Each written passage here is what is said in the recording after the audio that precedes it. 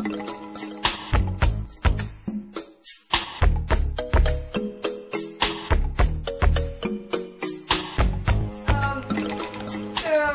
at the Boston Paper Collective. I'm Melinda Cross, and here we have all kinds of different papers that we've made.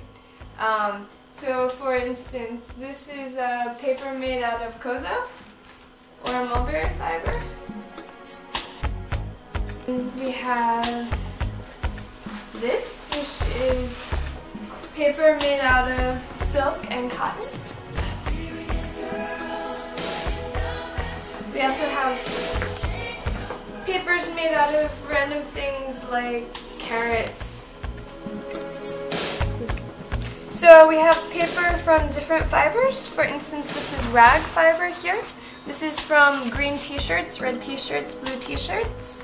I have carrot paper, onion paper here, and then different mixes that we used for our postcards. And different colors of fiber. So this is our paper making fiber. We have rags. So this is muslin and jute rag here. And then this is what we make the paper with. This is the mold for paper making. And this is the decal. These are the felts. These are the felts that we use to press the sheets. This is the wet pulp. So after the rag has been beaten, it looks like this. You just add water in order to make the paper. And other things can be used for embellishments. So we have some string. I have little pieces of paper which we can recycle and add some color to just a white sheet. And then this is the vat that we're going to use to hold the water and the pulp to make the paper. Alright, so this is our beater, and this is how we turn rag into pulp that we can then make paper out of. We have to make all the fibers separate and beat them enough so that they can link together and form a sheet of paper. So here I have a roll with a whole bunch of knives on it. It's very dangerous, and it's going to cut all of the fiber. Alright, so here we have our rag. I'm going to divide it up and throw it into the beater.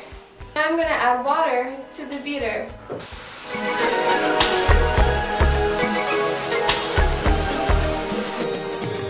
Pulp, and add it to the vat with water. This is called charging the vat. And I want to stir it up evenly so that I get an even sheet of paper. Because I don't want my paper to be lumpy. Do the same thing with glitter or with flower petals. It's just a way to make more of a decorative paper. This is going to be some crazy paper. Very bright and colorful, like a confetti paper. So I'm adding glitter as an inclusion.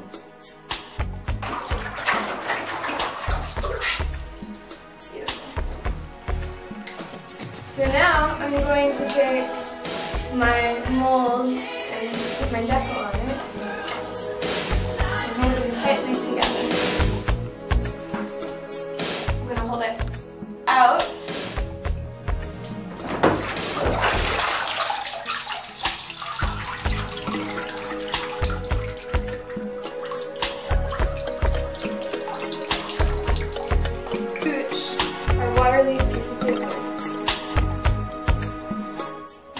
Just to put it to bed on top of and in between the felts. So like this, rock it, and new paper is called a post. What I'm going to do is take my post and move it into a press and try to press as much water out of it as I can so that it's as dry as possible before moving it into my drying system. Each sheet of paper, I put it on a piece of dry felt, and then we have a piece of plastic with a smooth edge that allows air to flow through, and then another piece of plastic that just allows air to flow through, and then another piece with a smooth edge so that this texture doesn't get onto the paper. And then another dry felt, and the paper's in between the two.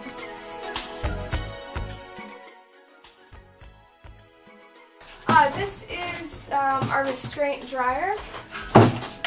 So what's up here are a bunch of winches, and we're going to use those in order to hold the paper down and to prevent it from curling while it's drying.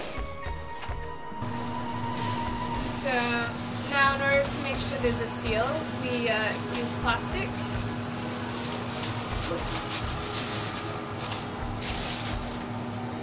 The plastic gets sucked into the cracks where there's air going through, because we only want the air to be sucked through the front.